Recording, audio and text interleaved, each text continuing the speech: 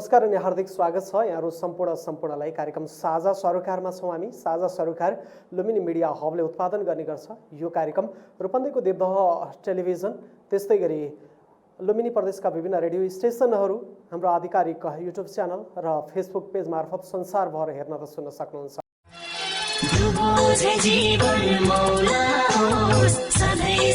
नमस्कार, म सीता नेउपाने उपाध्याय प्रगतिशील महिला विकास बहुउद्देश्य सहकारी संस्थाको अध्यक्ष। समस्त हिन्दूहरूको महान पर्व विजया दशमी, शुभ दीपावली, छठ पर्वको पावन अवसरमा यस प्रगतिशील महिला विकास बहुउद्देश्य सहकारी संस्थाका सञ्चालक समिति, लेखा समिति, विभिन्न उपसमिति, यस संस्थामा कार्यरत रहनुभएका कर्मचारीहरू लगायत यस संस्थाका सम्पूर्ण शेयर सदस्य महानुभावहरूमा यस पावन अवसरमा सम्पूर्ण महानुभावहरूमा तथा देश विदेशमा रहनुभएका आफन्तजन इष्टमित्र लगायत समस्त नेपाली जनहरूमा हार्दिक मङ्गलमय शुभकामना प्रकट गर्न चाहन्छु।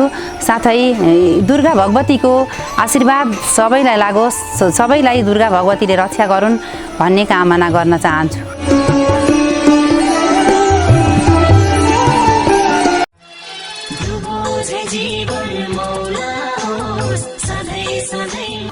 हिन्दूहरूको महान पर्व विजयादशमी, दीपावली, छठ पर्वको उपलक्ष्यमा सम्पूर्ण नेपालीहरूमा, नेपालमा भएका या विदेशमा छरिएर बसेका सम्पूर्ण नेपालीमा शुभकामना व्यक्त गर्न चाहन्छु। साथै मुस्लिमहरूको आउँदै गरेको 2078 को मोहम्मद जयन्ती 12 रबिउल अव्वलको पनि विश्वभरिमा रहेका सम्पूर्ण मुस्लिमहरूमा शुभकामना व्यक्त गर्न चाहन्छु।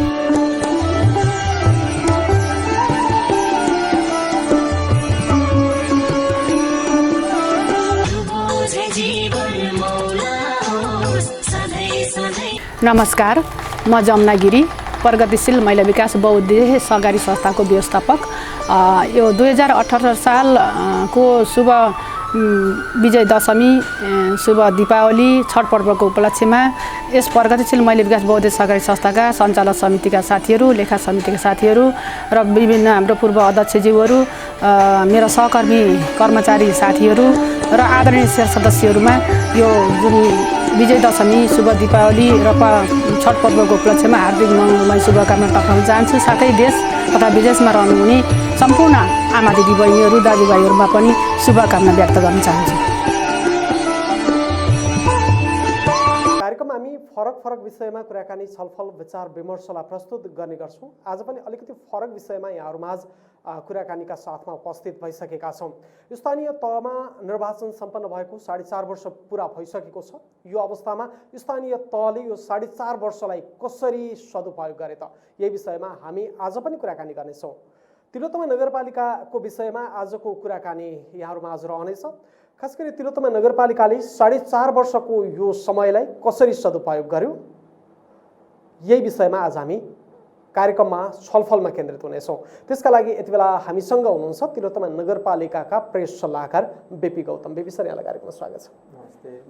आराम हुनुहुन्छ? ठीक छ। तिलोत्तमा नगरपालिका देशकै उत्कृष्ट नगरपालिका भनेरै विषय सुरुवात गऱ्यौँ। हामी कुन तहमा विकासका विषयलाई अगाडि बढाइरहेका छौँ? तिलोत्तमा नगरपालिकामा जनप्रतिनिधिहरू आइसकेपछि कार्य प्रारम्भ गरेको लगभग 4.5 वर्ष पुग्न थालेको छ र यो बीचमा तिलोत्तमा नगरपालिकाले योजना निर्माण, स्थानीय कानुन निर्माण, विकास निर्माण, यहाँको शिक्षा, स्वास्थ्य, पूर्वाधारका सन्दर्भमा विभिन्न कामहरू गर्दै आएको छ र तपाईँले अघि भनिसक्नुभयो, यी कामहरूको यथोचित मूल्याङ्कनका आधारमा तिलोत्तमा नगरपालिका मुलुकभरका स्थानीय पालिकाहरू, खासमा नगरपालिका, उपमहानगरपालिका र महानगरपालिकाहरूमध्ये गत आर्थिक वर्षमा उत्कृष्ट नगरपालिका पनि घोषित भएको छ। यो सन्दर्भले हेर्दाखेरि तिलोत्तमा नगरपालिकामा विकास निर्माणका, सुशासनका यी सबै कामहरू एकसाथ अघि बढेका छन्। जनताले प्रत्यक्ष अनुभूति हुने गरी त्यो खालको अनुभव हामीले त्यो आभास गराउन सक्यौँ कि सकेनौँ? खास गरेर स्थानीय सरकार भनेकै जनताको एकदम नजिकको सरकार भएको हिसाबले स्थानीय बासिन्दाले अथवा यहाँको नगरवासीले परिवर्तनको अनुभूति हुने गरेर, खास गरेर शासकीय स्वरूपमा आएको परिवर्तनको अनुभूति हुने गरेर तिलोत्तमा नगरपालिकाले आफ्ना गतिविधिहरू, कामहरू, कारबाहीहरू अघि बढाएको छ। खास गरेर अहिले 3 तहका सरकार हुँदै गर्दाखेरि तल्लो एकदम सबैभन्दा तल नजिकमा रहेर, स्थानीयको एकदम समीपमा रहेर काम गर्ने भनेकै स्थानीय सरकारहरू हुन् र तिलोत्तमा नगरपालिकाले पनि यहाँको विकास निर्माणदेखि लिएर यहाँ जनताका समस्या समाधान गर्नेदेखि लिएर यहाँका यावत विषयहरूलाई सम्बोधन निकै नजिक रहेर सम्बोधन गर्ने काम गरिरहेको छ। यहाँको विकास निर्माण होस्, यहाँका अन्य कुराहरू हुन्, यो कोरोना महामारी नियन्त्रण होस्, शिक्षा, स्वास्थ्य, पूर्वाधार, यातायात, अनेक विषयवस्तुहरू छन्। यी सबै विषयवस्तुहरूलाई वास्तवमा जनताले प्रत्यक्ष अनुभूति गर्ने गरी र मैले अघि नै पनि भने कि शासकीय स्वरूपमा आएको परिवर्तनको प्रत्याभूति हुने गरेरै तिलोत्तमा नगरपालिकाले आफ्ना काम कारबाहीहरू अघि बढाएको छ र नगरवासीहरूले पनि त्यो अनुभव गर्नुभएको छ। हजुर, अब यात्राकै विषयमा कुरा गर्ने हो भने केही लामो 4.5 वर्ष भनेर मैले जोडिसकेको छु। यो यात्रामा नगरपालिकामा देशकै उत्कृष्ट नगरपालिकाको रूपमा पुरस्कृत भयो। यसरी पुरस्कृत हुँदै गर्दाखेरि ठ्याक्कै जनताले कहाँनिर त्यसको चाहिँ अनुभूति गर्न पाए? अब जनताले, नगरवासीले अनुभव गर्ने भनेको अब सबै कुराहरू छ। जस्तो हामीले तिलोत्तमा नगरपालिका नयाँ नगरपालिका हो। यहाँ नयाँ नगरपालिका भइसकेपछि पनि यहाँको चाहिँ पूर्वाधार निर्माण, यहाँको शिक्षा, स्वास्थ्यमा नगरपालिकाले जुन प्रकारको नीति अवलम्बन गरेको छ र त्यस अनुसारको काम कारबाही अगाडि बढाएको छ, त्यो सबै हिसाबले त्यसको चाहिँ नगरवासीले त्यो चाहिँ महसुस गर्नुभएको छ। जस्तो शिक्षाकै कुरा गरौँ, शिक्षामा कुराकानी गर्दाखेरि शिक्षामा सामुदायिक विद्यालयहरूको गुणस्तर सुध्रिँदै गएको, सामुदायिक विद्यालयमा विद्यार्थीहरूको, अभिभावकहरूको आकर्षण बढ्दै गएको, सामुदायिक विद्यालयको भौतिक र शैक्षिक गुणस्तरहरू सुधार हुँदै गएको र त्यसको प्रभावहरू देखिन थालेको कुराहरू यो सजिलै अनुभव गर्ने कुराहरू हो।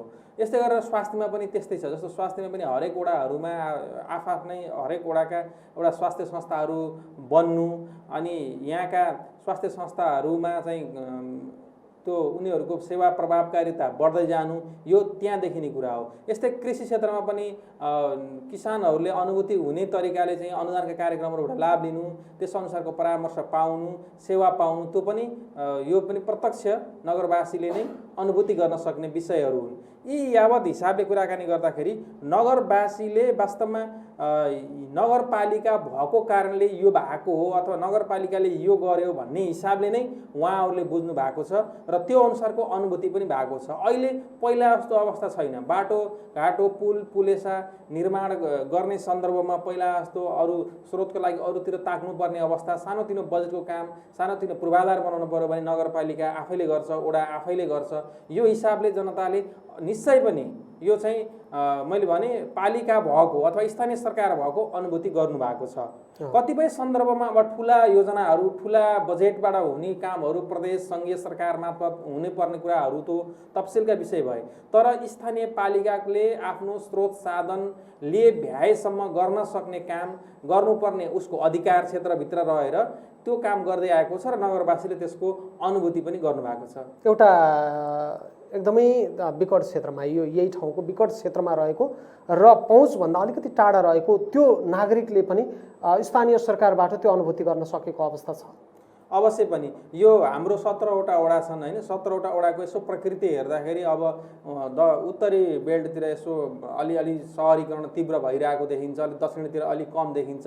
तर जुन वडाको बासिन्दा भए पनि र उनीहरूको आवश्यकता, उनीहरूको त्यहाँको आवश्यकतालाई ख्याल गरेरै हामीले सेवा सुविधा अथवा त्यहाँ त्यो गर्नुपर्ने कामहरू हुन्छ। जस्तो तीव्र सहरीकरण भइरहेको क्षेत्रतिर गर्नुपर्ने काम एउटा हुन्छ र अलि कृषि क्षेत्रतिर, कृषिमा अलि बढी आश्रित भएका मानिसहरू, नगरवासीहरू भएको ठाउँमा गर्नुपर्ने कामहरू अर्कै हुन्छ। यी सबै कुराहरूले सबैले चाहिँ त्यसको अनुभूति गर्ने गरेरै नगरपालिकाले काम गरिरहेको छ। हजुर, बेबी सरसँग जनताकै एउटा दुईटा प्रश्न राख्छु। तिलोत्तमा नगरपालिका देशकै उत्कृष्ट नगरपालिका सम्मानित भएको विषयमा हर्षित छन्। सबैले यसलाई स्वागत गरिरहेको अवस्था छ। तर यति हुँदाहुँदै पनि जो घोषणापत्रमा उल्लेख भएका थिए, चुनावी घोषणापत्रमा, ती केही कामहरू चाहिँ हुन सकेनन्, ती कामहरू चाहिँ अगाडि बढ्न सकेनन्। उदाहरणको रूपमा मालपोत सँगै विषय स्थानीय तहमै आउने भन्ने कुरा थियो। सुकुम्बासी समस्या समाधानको कुरा थियो, हुन त प्रक्रिया अगाडि बढाएको छ भन्ने खालको कुरा आइहाल्छ हैन। त्यसबाहेक तपाईँको बाटो सबै बाटो पिच हुने कुराहरू, सबै बाटो पिच हुने पहिलो निर्णय थियो।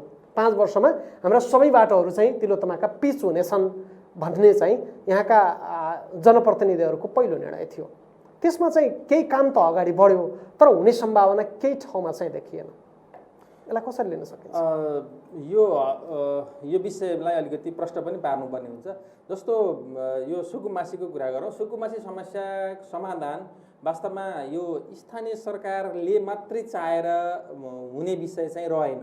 तपाईलाई थाहा छ कि तिलोत्तमा नगरपालिकामा जनप्रतिनिधिहरू आइसकेपछि पहिलो चाहिँ एक खालको निर्णय कार्यपालिका बैठकबाट यो चाहिँ लगत सङ्कलन गर्ने भन्ने थियो र त्यो अनुसारको लगत पनि सङ्कलन भयो र पछि सुकुम्बासी समस्या समाधान गर्ने हिसाबले जुन आयोग बन्यो त्यो आयोगको सन्दर्भमा पनि हाम्रो पालिकाबाट पनि नगर प्रमुखज्यूले अथवा सिङ्गो बोडीले नै एउटा यसलाई चाहिँ एकदम महत्त्वको साथ अघि बढाइरहेको एउटा विषय भनेको सुकुम्बासी समस्या समाधान गर्ने तर्फ पालिकाले गर्नुपर्ने कामहरू थियो। त्यसको डाटा सङ्कलन गर्ने, त्यसलाई डाटालाई इन्ट्री गर्ने यावत कुराहरू जाँचको क्रममा समेत गइसकेका थियो।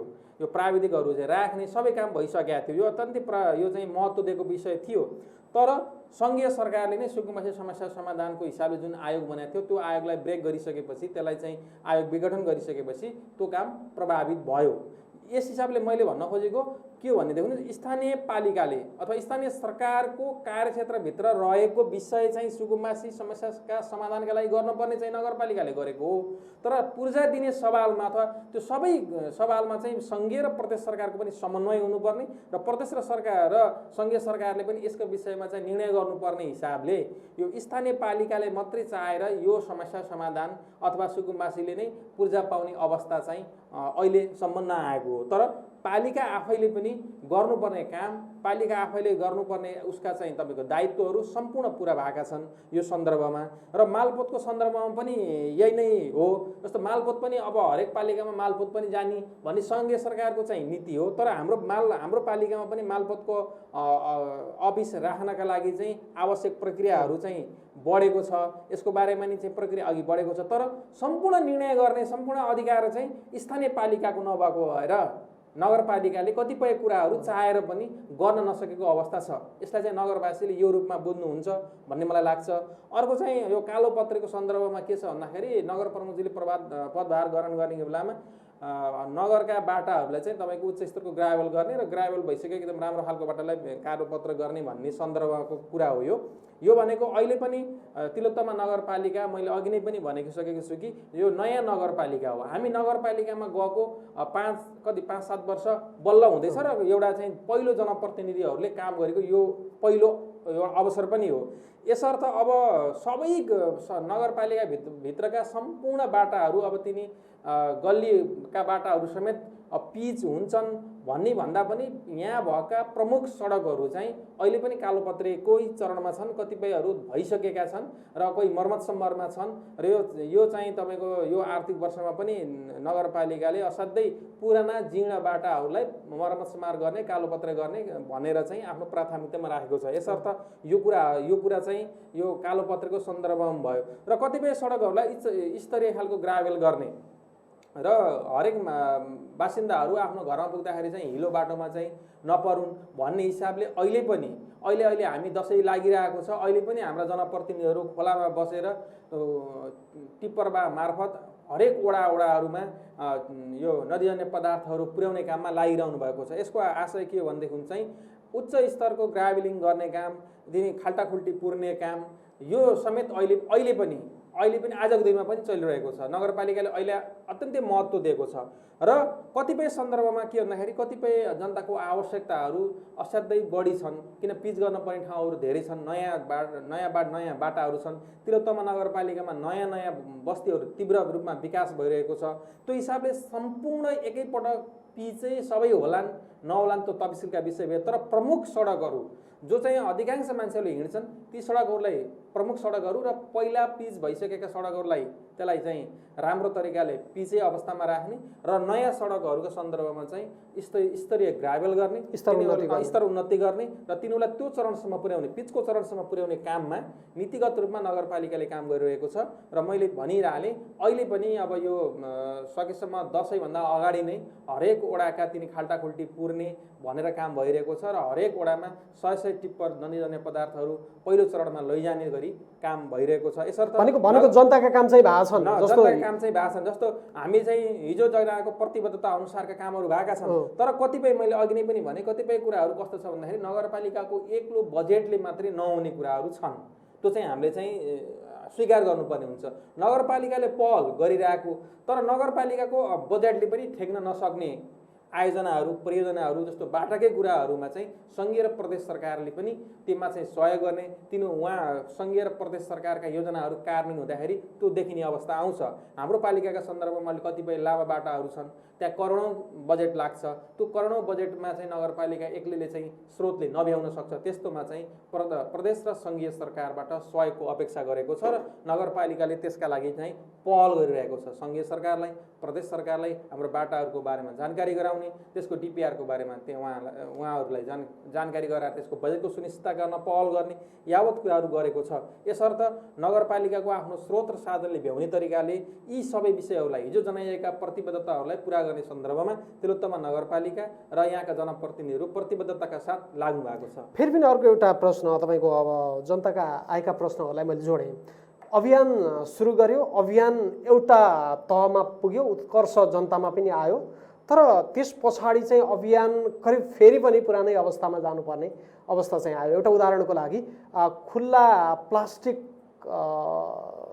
क्षेत्र, यो निषेधित क्षेत्र भनेर घोषणा भयो, त्यो अभियान सम्पन्न पनि भयो, तर अहिले चाहिँ हेर्दै गर्दा फेरि पनि खेतमा प्लास्टिक चाहिँ भेटिन थालेको छ। जनताका कुराहरू पनि यसो तिलोत्तमा नगरपालिकालाई सुनाइदिन मन लाग्यो।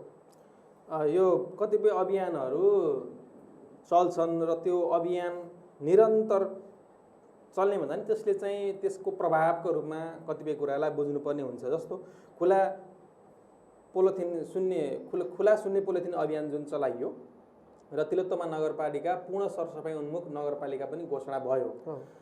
योसँग जोडिएर अब अहिले फेरि प्लास्टिकहरू देखिन थाले भन्ने जुन सवाल छ, वास्तवमा प्रकाशी हामीले गर्न खोजेको र यो हुनुपर्ने के भन्दाखेरि हामीले चाहिँ प्लास्टिक चाहिँ बाहिर नफालौँ अथवा चाहिँ खुला रूपमा नफालौँ। यो अभियानको थिम के थियो भन्दाखेरि खुला रूपमा हामी नगरवासीले नै प्लास्टिक चाहिँ नफालौँ र एकपटक भइसकेको अब विगतमा हामीले चाहिँ गरियो, फालियो, ती प्लास्टिकहरूले एकपटक बटुलेर फेरि त्यसलाई चाहिँ तपाईँको त्यसलाई एउटा व्यवस्थापन गरौँ र अब नगरौँ भन्ने हिसाबले यो अभियान चलाइएको र यो अभियान चलाइरहँदाखेरि त्यो अभियान एक खालको अभियान त सकियो, तर अभियान सकिए पनि त्यसको मर्म चाहिँ सकिएको छैन र त्यो मर्म अनुसार हाम्रो नगरपालिकामा अब अहिले पनि नियमित रूपमा सरसफाइ अभियानहरू चलिरहेको छ। यो नगरवासीको पनि यो चाहिँ दायित्व हो र नगरवासीहरूले पनि गरिरहनु भएको छ र यो अभियानलाई हामीले संस्थागत गराउन हरेक वडाहरूमा चाहिँ दुई जना चाहिँ यो सफाइकै क्षेत्रमा काम गर्ने गरेर कर्मचारीहरूको व्यवस्थापन 17-34 जना चाहिँ त्यो पनि छ, सिक्लेनमा पनि छ। अब उनीहरूले मात्रै गरेर यो चाहिँ सम्भव हुन्न। वास्तवमा भन्ने हो भने यो खुला पोलिथिन अभियानको सन्दर्भमा अथवा चाहिँ खुला हाम्रो ग्रिन तिलोत्तमा क्लिन तिलोत्तमाको अवधारणा छ, यो भनेको हरेक नगरवासीले यो चाहिँ यसलाई चाहिँ मनन गर्नुपर्ने विषय हो। भनेको नगरवासीले पनि यसमा हात के अरे तपाईँको नगरको अभियानमा हैसियत गरिदिएको भए अहिले यो प्रश्न चाहिँ आउने थिएन हो।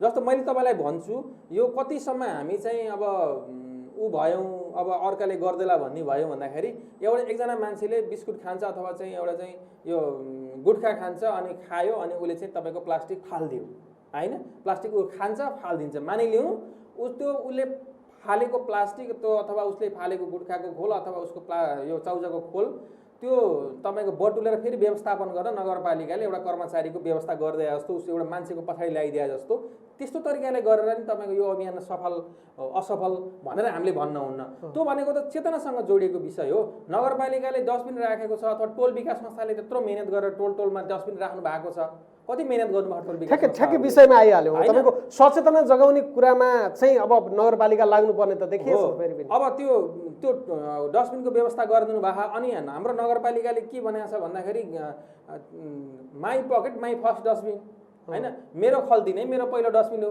केही खायो केही फोहोर भयो भने ल बाटामा फालिदिएपछि त अनि कहिले त्यसको सल्युसन हुन्छ? कहिले सल्युसन हुँदैन, कहीँ पनि सल्युसन हुँदैन, विकसित मुलुकमा पनि त्यो हुँदैन। त्यही भएर त्यो चाहिँ त्यो नगरवासीले अथवा चाहिँ त्यो सबैले गरिदिनु पऱ्यो कि त्यो डस्टबिन छ डस्टबिनको युज गरिदिनु पऱ्यो होइन। त्यो भयो भने बल्ल त्यो खुला क्षेत्रमा प्लास्टिक वा पोलिथिन जन्य पदार्थहरू कम हुन्छ र हाम्रो अभियान सफल हुन्छ। हामीले यो अभियानलाई संस्थागत गर्नका लागि स्थानीय पाठ्यक्रममा पनि यो विषय समेटिएको छ, अवेरनेसका कार्यक्रमहरू पनि भइरहेको छ होइन। त्यो सँगसँगै जोडिएर अब कतिपय अवस्थामा हामीले यो चाहिँ नीतिगत रूपमा अथवा चाहिँ त्यसलाई स्थानीय रूपमा कानुन निर्माण गरेर पनि त्यो काम पनि भइरहेको छ। जस्तो जथाभावी जरिमाना गर्ने, जथाभावी चाहिँ फोहोर फाल्ने व्यक्तिलाई जरिमाना गर्नेसम्मको काम भएको छ र यो नयाँ विषय भएको भएर यसलाई अलिक संस्थागत हुनलाई अलिकति टाइम पनि लाग्ला र अवेरनेस पनि आउँदैछ। जस्तो अब हाम्रो चाहिँ खासमा विद्यार्थीहरूलाई सिकाएपछि चाहिँ विद्यार्थीहरूबाटै चेन्ज आउँछ भन्ने थिमले यो चाहिँ तपाईँको my pocket my first dustbin त फोहोर गरेर अरूलाई फाल्ने होइन, फोहोर गरेर अरू ठाउँ अन्यत्र फाल्ने होइन, तोकेको ठाउँमा फालौँ, डस्टबिनमा फालौँ, त्यो नहुँदासम्मलाई बरु चाहिँ त आफैसँग राखौँ भन्ने खालको चाहिँ यो विद्यार्थीहरू मार्फत नै हामीले चाहिँ समुदायमा लाने र उनीहरूलाई जागृत भएपछि सम्पूर्ण चाहिँ यो सोसियल चेन्ज हुन्छ भन्ने अभियानको साथ गरिएको छ। यसर्थ यो खुला पोलिथिन अथवा अन्य अभियानहरू पनि यसरी चाहिँ बिस्तारै यसलाई चाहिँ एउटा संस्कारको रूपमा डेभलप गर्ने, यसलाई चाहिँ एउटा मान्छेको आनी बानी चालचलनको रूपमै लाने हिसाबले यो भइरहेको छ र कतिपय यसको राम्रो रिजल्टहरू पनि आएको छ। कतिपय मान्छेहरूमा यो चेन्ज पनि आएको छ। ग्रिन तिलोत्तमा क्लिन तिलोत्तमा सफा गर्ने, आफ्नो वातावरण सफा गर्नुपर्छ भन्ने यो खालको सन्देशहरू पनि गएको छ। यस हिसाबले तिलोत्तमा नगरपालिकाले सुरु गरेका अभियानहरू झट्टै हेर्दाखेरि त्यो केही भयो कि यो सकिएछ फेरि अहिले देखिन थाल्यो कि भन्ने जस्तो लाग्न सक्छ, तर त्यो चाहिँ सकिएको होइन। त्यो चाहिँ शुभारम्भ भएको हो र त्यसलाई संस्थागत गर्ने काम, त्यसलाई चाहिँ केही बिग्रेको छ भने त्यसलाई संशोधन गरेर अघि बढाउने काम चाहिँ भइराखेको हुन्छ। हिजो घर घरसम्म पुगेको अभियान चाहिँ आज पाठ्यपुस्तक मार्फत बालबालिकालाई दीर्घकालमा यसको प्रभाव देखिने गरी अगाडि बढाएको छ। हो, त्यो सँगै अब यसरी पनि लानुपर्छ होइन। यो सरसफाइ भन्ने कुरा त एउटा चाहिँ तपाईँको मान्छेको आनी बानीसँग सम्बन्धित हो नि त, मान्छेको बानी व्यवहारसँग सम्बन्धित हो। अब मान्छेको बानी व्यवहारमा परिवर्तन आउँदाखेरि चाहिँ उसले चाहिँ तपाईँको सरसफाइलाई पनि सँगै लिएर जान सक्छ। हामीले हिजो त्यो गरेनौँ नि त, हामीले खाएपछि फाल्यौँ कि हामीले तपाईँको फोहोर जथाभावी फाल्यौँ, हाम्रो त्यही संस्कार हामीमा आयो। अब त्यो होइन, यसरी गर्नुपर्छ, ठाउँ ठाउँमा डस्टबिन राख्नुपर्छ, आफ्नो घर आफ्नो आँगन आफ्नो चाहिँ बाटो सडक सरसफाइ आफै गर्नुपर्छ, यो अरू आएर गरिदिने विषय होइन भन्ने कुरा अब चाहिँ बिस्तारै त्यो चाहिँ बोध हुँदै जाँदाखेरि त्यो बारेमा हाम्रो संस्कार बन्नेछ र फोहोरले गर्दाखेरि यसको बारेमा पनि फोहोरले पनि हाम्रो नकारात्मक असर पार्छ भन्ने खालको पनि कुरा हुनेछ। अहिले तिलोत्तमा नगरपालिकामा सबै वडामा तपाईँको यो फोहोर मैला व्यवस्थापनका लागि चाहिँ अथवा फोहोर घर अथवा चाहिँ कार्यालय अथवा चाहिँ औद्योगिक प्रतिष्ठान व्यापारिक प्रतिष्ठानहरूबाट निस्केका फोहोरहरू कलेक्ट गरेर त्यसलाई व्यवस्थित गर्ने कामहरू पनि संस्थागत भएको छ। यी सबै हिसाबले अब फोहोर चाहिँ जथाभावी फाल्न हुँदैन भन्ने एक खालको अवेरनेस आएको छ र यो सँगसँगै यो बिस्तारै चाहिँ तपाईँको यो आनी बानीको रूपमा जानेछ र यसले एउटा चाहिँ दिगोपन ल्याउनेछ भन्ने मलाई लाग्छ। हजुर, अब यो सेवा प्रवाहलाई जोडौँ। तपाईँको जनप्रतिनिधिहरू आए पछाडि नागरिकले वडा कार्यालयसम्म अथवा नगरपालिकासम्म गएर लिने सेवामा चाहिँ कति फरक महसुस गरिरहेछन् अथवा सहजता चाहिँ महसुस कति भएको छ? अब यो सेवा प्रवाह आधारभूत कुराहरूको सेवा, आधारभूत जुन सेवा छ त्यो चाहिँ वडाबाटै पाउन् भन्ने मै तिलोत्तमा नगरपालिका केन्द्रित छ र लगभग अधिकांश सेवाहरू नगरवासीले प्राप्त गर्ने सेवाहरू धेरै जसो चाहिँ वडाबाटै पाउनुहुन्छ। अहिले मैले भने स्वास्थ्य सेवा पनि वडामै गएको छ, आधारभूत स्वास्थ्य सेवाहरू हरेक वडामा छ, स्वास्थ्य संस्थाहरू छन् भनेपछि अब त्यो बाहेक अलिकति नीतिगत निर्णयका कुराहरू, अलिकति नगर स्तरीय कुराहरू चाहिँ नगरपालिकामा बजेटसँग जोडिएका विषयहरू नगरपालिका मार्फत हुन्छ। त्यो हिसाबले सेवा प्रवाहलाई अत्यन्तै छिटो छरितो गर्ने हिसाबले विभिन्न प्रकारका यो एपहरू, यो के भन्छ, यो प्रविधि मैत्री नगरपालिका प्रविधि मैत्री बनाउने तरिकाले काम पनि भइरहेको छ। विभिन्न प्रकारका एपहरू, मोबाइल एपहरूदेखि लिएर अहिले कर बुझाउन पनि हामीले चाहिँ मोबाइलबाटै अथवा ई सेवाबाटै अथवा चाहिँ इन्टरनेट सेवाबाटै हामीले चाहिँ बुझाउने खालको त्यो खालको सबै खालका करहरू घरै बसेर बुझाउन सकिने अवस्था आएको छ। अनि अहिले चाहिँ तपाईँको घर नक्सा पासलाई अनलाइनमै लगिएको छ। यो हिसाबले हेर्दाखेरि सेवा प्रवाहलाई सकेसम्म एकदम प्रभावकारी ढङ्गले र नगरवासीले सेवा प्रवाहलाई झन्झटिलो नमान्ने तरिकाले चाहिँ तिलोत्तमा नगरपालिकामा यसलाई प्रविधि मैत्री बनाउने तरिकाले कामहरू भइरहेको छ। र सेवा प्रवाह यो निकै यो चाहिँ वडाबाटै सकेसम्म वडाबाटै अब अहिलेसम्म कतिपय कुराहरू नगरपालिकाबाट भएका विषयहरूलाई पनि शिविर लगेर अथवा चाहिँ विशेष क्याम्पेनिङ गरेर चाहिँ वडा तहबाटै गराउने तरिकाले चाहिँ यो काम भइरहेको छ। र यो हिसाबले हेर्दाखेरि सबै सेवाहरू वडा मार्फत र त्यस्तो नगरका नीति निर्माणको कामहरू अथवा नगरसँग अलि जोडिएका विषयहरू चाहिँ नगरपालिका मार्फत गर्ने तरिकाले यो सेवा प्रवाहको काम चाहिँ भइरहेको छ। हजुर, सेवा लिने कुराहरूमा नागरिकका एउटा दुईवटा गुनासालाई मैले जोड्छु होइन। घर नक्सा को कुरा एकदमै जटिल विषय हो भनेर चाहिँ भन्ने गरेका छन् होइन। घर नक्सा घर बनाउँदै गर्दा घर सम्पन्न हुने प्रमाणपत्र लिँदै गर्दासम्म चाहिँ अलिकति दुःख भयो, दुःख चाहिँ नगरपालिकाले दियो भन्ने त्यस्ता खालका गुनासाहरू पनि छन्। यसमा कहाँनिर समस्या हो खास गरी? यो घर नक्साको सन्दर्भमा अब यो गुनासाहरू बेला बेलामा नआउने गरेका होइनन्, तर यसलाई सल्युसन गर्नका लागि यसमा धेरै विगतमा भन्दा धेरै सुधार आएको छ। यसलाई प्रविधि मैत्री बनाउने भनेको त्यही कारणले पनि हो। त्यो चाहिँ अब अलिकति यो मान्छेलाई पारदर्शी तरिकाले काम यो कारण तिम्रो भएको नभएको के हो सबै कुराहरू सिस्टममा ल्याइदिएपछि यो सिस्टमले गर्छ भन्ने हिसाबले यो डिजिटलाइजका हिसाबले जो चाहिँ प्रविधि मैत्री बनाउन खोजिएको छ। र यो घर नक्साको सन्दर्भमा कतिपय त्यस्ताहरू घर नक्सा मात्रै होइन अरू सन्दर्भमा पनि पालिकासँग जोडिएका विषय अथवा सेवा प्रवाहसँग जोडिएका विषयहरू नगरवासीलाई त्यस्तो आफूलाई अनकम्फर्ट लाग्यो, असजिलो महसुस भयो र आफूलाई चाहिँ यो गलत भयो अथवा यो चाहिँ सही भयो अथवा यो के भयो भन्ने यस्तो लाग्छ भने यसका विषयमा चाहिँ गुनासो सुन्नका लागि अधिकारीहरूको व्यवस्था छ।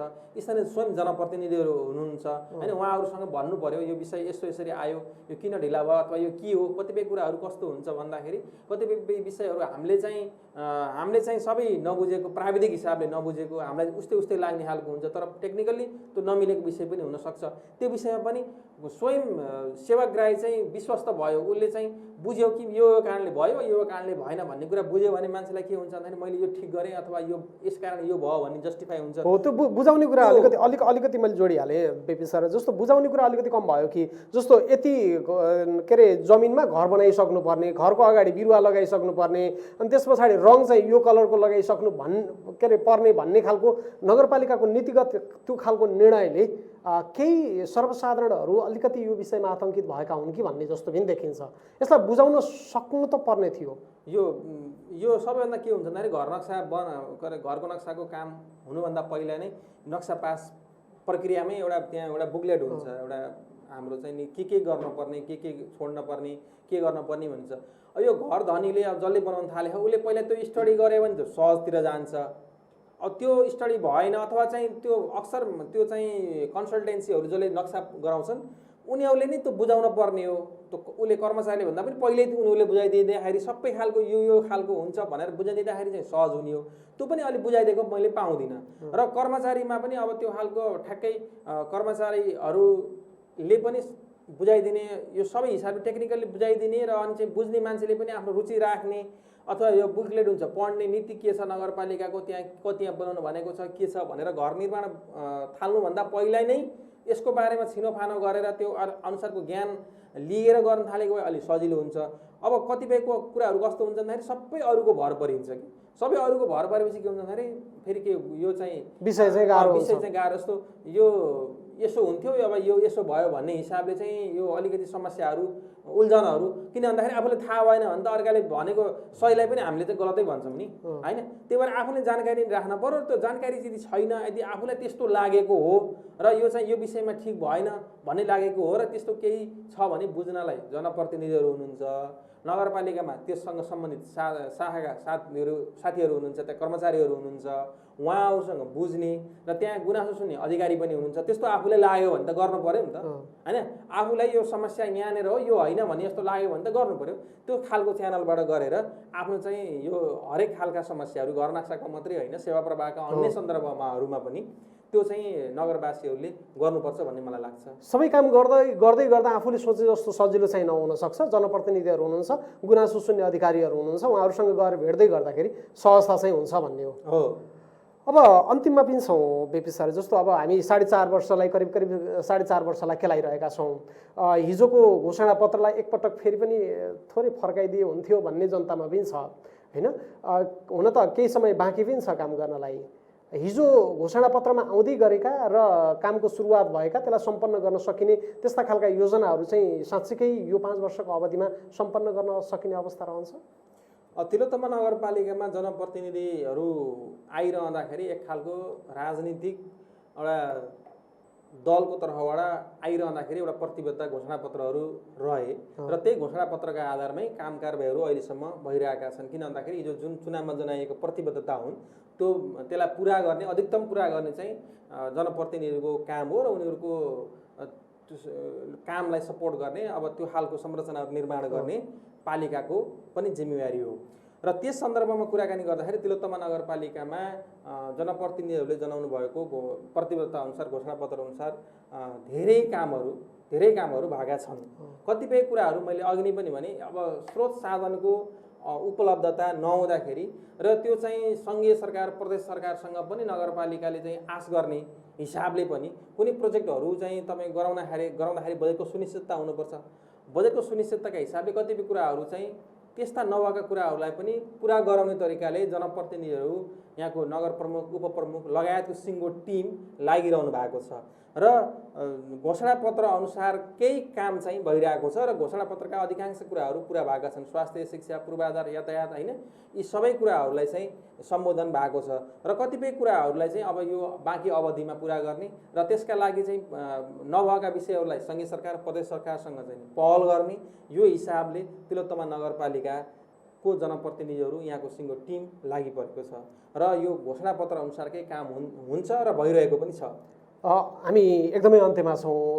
यतिका समय बिपी सरसँग कुराकानी गर्दै गर्दा खास गरी यो कार्यक्रममा सरलाई चाहिँ केही भन्न मन लागेका कुरा अथवा छुटेका कुरा र मैले सोध्न चाहिँ छुटाएका कुराहरू केही छन् भने अन्त्यमा त्यसलाई पनि जोडौँ।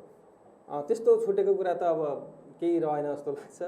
तैपनि यो तिलोत्तमा नगरपालिकामा जनप्रतिनिधिहरू आइसकेपछिको यो 4.5 वर्षको दौरानमा जुन नगरपालिकाको सोच, जुन नगरका जनप्रतिनिधिहरूको दृष्टिकोण एउटा भिजनमा नगरवासीहरूले जुन प्रकारको साथ सहयोग समर्थन जुन तरिकाले यो अभियानहरूलाई विभिन्न प्रकारका अभियानहरूमा चाहिँ साथ सहयोग गर्नुभयो उहाँहरूप्रति तिलोत्तमा नगरपालिका यहाँका जनप्रतिनिधिहरू हार्दिक कृतज्ञ हुनुहुन्छ र तिलोत्तमा नगरपालिकाको एउटा थिम भनेकै नगरलाई एउटा चाहिँ नमुना नगरको रूपमा विकास गर्ने, यहाँका हरेक प्रकारका विकास निर्माणमा नगरपालिकाले त्यसको पहल कदमी लिने र नगरवासीलाई चाहिँ नजिकको एउटा चाहिँ आफ्नो परिवर्तनको अनुभूति दिलाउने तरिकाले विभिन्न प्रकारका कामहरू अभियानहरू भइरहँदाखेरि नगरवासीले नै जुन प्रकारको सहयोग गर्नुभएको छ आगामी दिनमा पनि त्यस प्रकारको सहयोग सद्भाव सहकार्य पनि भइरहेको छ विभिन्न प्रकारको यी सबैमा रहिरहनेछ र यो नगरपालिकाले चालेका अभियानहरूमा साथ पनि दिनुहुनेछ र दिइरहनु भएको छ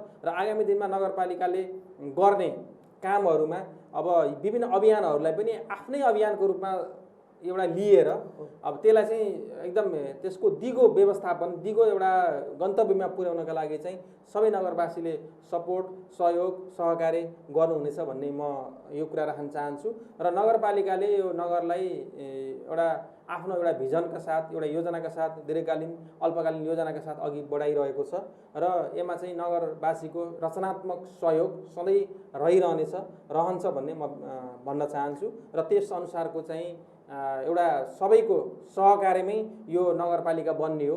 यो एकल कसैले बनाउँछु भन्ने अथवा चाहिँ यो गर्ने कुरा रहेन किन सबै नगरवासीको एउटा साथ सहयोगले नै नगरलाई एउटा गन्तव्यमा पुर्याउन सकिन्छ भन्ने मलाई लाग्छ। हुन्छ, धेरै धेरै धन्यवाद छ। नजिकै आउँदै गरेको बडा दसैँ, दीपावली, छठ पर्व, नेपाल सम्बन्धको अवसरमा हाम्रो लुम्बिनी मिडिया हबको तर्फबाट सरलाई धेरै धेरै शुभकामना पनि सँगै। धन्यवाद प्रकाशजी, मलाई पनि यो मिडिया हबको साझा सरोकार कार्यक्रममा सहभागी बनाएर तिलोत्तमा नगरपालिकासँग जोडिएका विषयमा आफ्ना भनाइहरू राख्न दिनुभएकोमा म तपाईँप्रति नै हार्दिक आभार व्यक्त गर्न चाहन्छु र सँगै बडा दसैँ, विजया दशमी, शुभ दीपावली, छठ लगायतका नेपालीहरूका यी महान पर्वहरूको अवसरमा सम्पूर्णमा यो हार्दिक शुभकामना। यो चाडपर्वले सबैमा शान्ति, सबैमा अमन चैन, सबैमा चाहिँ प्रगति उन्नति कायम गर्न सकोस्। म सम्पूर्ण यो टेलिभिजन हेर्दै गर्नुभएका र रेडियो सुन्दै गर्नुभएका सम्पूर्ण प्रति म यो शुभकामना पनि व्यक्त गर्न चाहन्छु। धन्यवाद। हुन्छ, धेरै धेरै धन्यवाद छ। आज हामीसँग हुनुहुन्थ्यो तिलोत्तमा नगरपालिकाका प्रेस सल्लाहकार बेबी गौतम। खास गरी आज हामीले तिलोत्तमा नगरपालिकाले 4.5 वर्षको यो अवधिमा जनताका कस्ता खालका विषयहरूलाई उठान गर्न सक्यो, विकास निर्माणमा जनतासँग कति जोडियो, सेवा प्रवाहमा तिलोत्तमा नगरपालिकाको अवस्था के छ र आगामी बाँकी दिनमा चाहिँ कसरी तिलोत्तमा नगरपालिकाले जनतासम्म पुग्ने गरी काम गर्छ, यही विषयमा कुराकानी गरेका छौँ। आज हामीसँगै कार्यक्रममा उपस्थित हुनुहुन्थ्यो, मैले जोडिसकेको छु तिलोत्तमा नगरपालिकाका प्रेस सल्लाहकार बेबी गौतम। मलाई क्यामेरामा साथ दिने दिपा न्यौपानेलाई धेरै धन्यवादको साथमा कार्यक्रम सञ्चालक प्रकाश गौतम बिदा हुन्छु। नमस्कार।